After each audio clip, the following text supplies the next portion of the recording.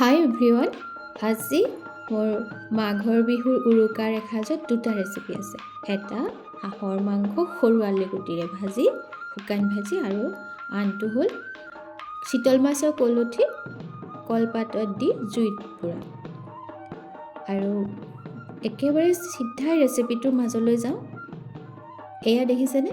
প্ৰথমতে মই চিতল মাছৰ কলঠি লৈ লৈছোঁ পাতত দিবৰ কাৰণে। এয়া মেৰিনেশ্যন কেনেকৈ কৰোঁ এইখিনি প্ৰথমতে চাই লোৱা হওক। মোৰ আজি উৰুকাৰ যোগাৰ এনেকৈ। আপোনালোকে বাৰু উৰুকাত কি ধৰণে চেলিব্ৰেট কৰিলে, খোৱা বোৱা কৰিলে জনাবলৈ নাপাহৰিব দেই। আৰু এতিয়া এয়া চিতল মাছৰ কলঠি লৈ লৈছোঁ আৰু নিমখ হালধি দি, নেমু বিশেষকৈ লাগে আৰু মেৰিনেট কৰিবৰ কাৰণে। পাতত দিয়া মাছত নেমু দি প্ৰথমতেই যদি মেৰিনেট কৰা হয় খুব টেষ্ট হয়। আৰু অকণমান সময় ৰাখি থ'ব পাৰিলে ভাল হয়, আধা ঘণ্টা 1 ঘণ্টা। দিনতেই যদি যোগাৰটো কৰি লোৱা হয়, উৰুকা যিহেতু ৰাতিয়ে কৰা হয় নহয়নে? আৰু এয়া মই অকণমান দেৰি সেয়া ৰাখি এতিয়া তাত আৰু অলপ মছলা এড কৰিম। মছলা বুলি নহয়, আচলতে সেইকেইটা বস্তু দিলেহে ভাল লাগে। তাৰ ভিতৰত মই সৰিয়হ তিয়াই ৰাখিছিলোঁ, ক'লা আৰু হালধীয়া সৰিয়হ দুয়োবিধ, আৰু কেঁচা জলকীয়া মেইন দেই। কেঁচা জলকীয়া আৰু এটা বিশেষ বস্তু মেইন আছে, পাতত দিয়া মাছ তেতিয়াহে খাই ভাল লাগে।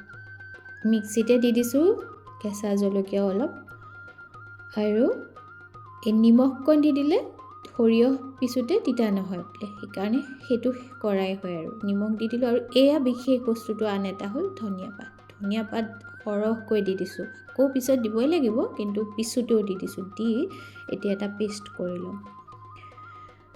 এতিয়া এইখিনি মই পিচি আনিলোঁ। ইয়াতে মই এতিয়া সেই পেষ্টটো দি ভালকৈ মাছখিনি সানিম।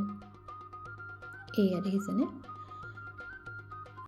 যিসকলে সৰিয়হ নাখায় নিদিলেও হ'ব, তাৰ ঠাইত অকণমান পিঁয়াজ বেছিকৈ দিব লাগিব। আৰু এনেকৈ দি লৈছোঁ। আৰু আপোনালোকলৈ ভোগালী বিহুৰ আন্তৰিক শুভকামনা আকৌ এবাৰ জনালোঁ। আৰু এটা স্পেচিয়েল ৰিকুৱেষ্ট, ইমান দিনে মোক আপোনালোকে সহায় সমৰ্থন কৰি মোৰ ভিডিঅ'বোৰ চাই মোক লাইক কমেণ্টেৰে অনুপ্ৰাণিত কৰি আহিছে। আজিও মই আপোনালোকৰ পৰা তাৰেই আশা কৰিলোঁ। ভাল লাগিলে আপোনালোকৰ মতামত জনাব। আৰু এতিয়া জুইকুৰা দেখিছে নহয়, এনেকৈ অকণমান দি লৈছোঁ। দি লৈ সেইখিনি অকণমান সময় ৰাখি দিছোঁ মেৰিনেট কৰি। মই এতিয়া হাঁহৰ গোটা ভাজিকণৰ কাৰণে পিঁয়াজৰ পাত অলপ কাটি লওঁ।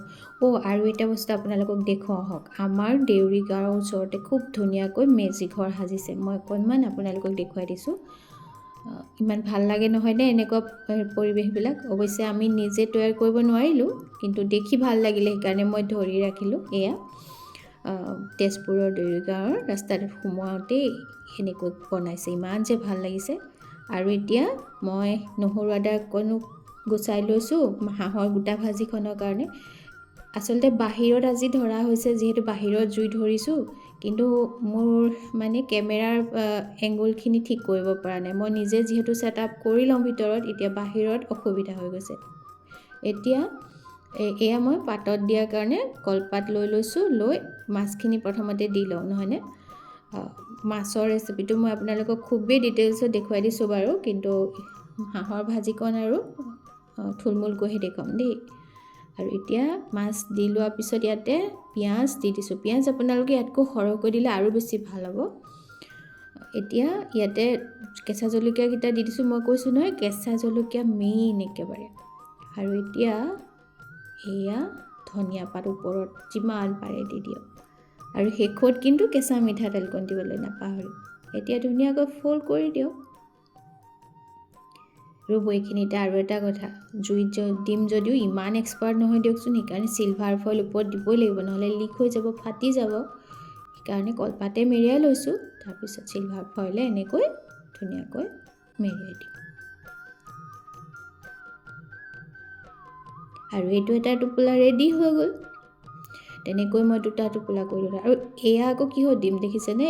এয়া মোৰ বাৰ্বিকিউ কৰা অনলাইনৰ পৰা অনা ছেট আছিলে। আপোনালোকক লাগে যদি বাৰু মই লিংকটো দি দিম, আগৰ ভিডিঅ'ত দিয়া গৈছে। তথাপিও ইয়াতে মই অঙঠা জুই ধৰি থৈছিলোঁ, অঙঠাখিনিতে ওপৰতে এয়া টোপোলা দুটা দি দিছোঁ মাছৰ।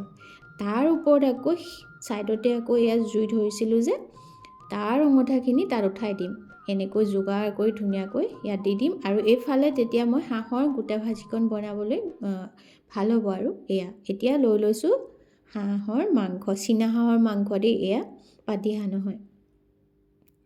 আৰু এতিয়া মাংসখিনি প্ৰথমতে মেৰিনেট কৰি ল'ম। একেবাৰে চিম্পুলকৈ বনাম, মা মছলা খুবেই কম দিম, ভাজিম যিহেতু।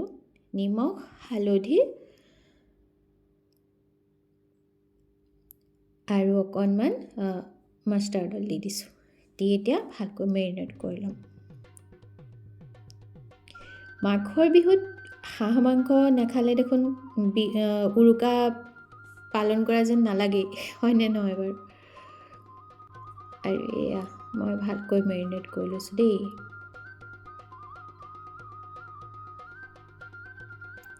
এয়া হৈ আছে ইফালে মাছ পাতত দিয়া, আৰু এইফালে মই কেৰাহীখন উঠালোঁ। আৰু এইখিনি ৰেডি। এতিয়া হাঁহৰ গোটা ভাজি বনাম, মানে শুকান ভাজি।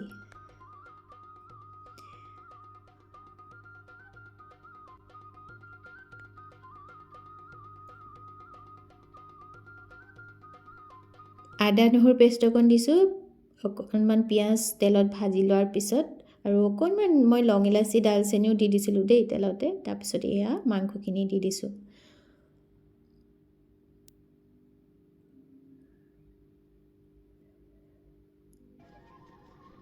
প্ৰতি বছৰে আমাৰ বাহিৰত এনেকৈ খানা বনোৱাই হয়। আৰু এতিয়া মই আপোনালোকক দেখুৱাওঁ কি যোগাৰ কৰি লৈছোঁ। সৰু আলু গুটি কাটি লৈছোঁ। সৰু আলু গুটিৰ সৈতে আপোনালোকে খাইছেনে বাৰু? ভাল লাগে কিন্তু খাই। আলুখিনি খাবলৈ বেছি টেষ্ট হয় মাংসৰ সৈতে। আৰু পিঁয়াজ পাত দি দিছোঁ, জলকীয়া দি দিছোঁ। থুলমূলকৈহে দেখুৱাইছোঁ দেই আপোনালোকক। এতিয়া কৈছোঁৱে নহয় আপোনালোকক, মোৰ কেমেৰা ছেটআপ একেবাৰে বেয়া ইয়াতে। একচুৱেলি মই লাগি থাকিবলৈ অসুবিধা ছেটআপ কৰি ল'বলৈ, সেইকাৰণে মাজে মাজে ডিটেইলছত দেখুৱাবলৈ অসুবিধা হৈছে। সেইফালে মানে ভাজা, মই এয়া মাছখিনি উলিয়াইছোঁ। কথমপিহে ভাজিছে, গম পায়নে? মানে আৰু অকণমান দেৰি হোৱা হ'লে মাছ পুৰি গ'ল হয় মানে। আৰু একচুৱেলি জুইত সদায় কৰা নাযায় যে, অকণমান ইফাল সিফাল জুইটো কম বেছি হ'লেই তেনেকুৱা হয়। তথাপিও ধুনীয়া হ'ল বাৰু মাছখিনি। আৰু এতিয়া এয়াও প্ৰায় হৈ গৈছে। মা মছলা বুলি কৈছিলোঁ নহয়, বৰ বিশেষ দিয়া নাই, কম জুইত এনেকৈ ভাজি আছিলোঁ।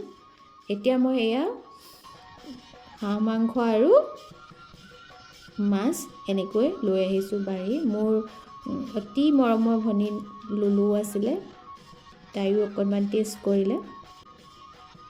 আৰু এয়া আমিও খাবলৈ বহিলোঁ। আৰু কিনো ক'ম আপোনালোকক, আপোনালোকৰ এই বছৰটো ভালে কুশলে যাওক।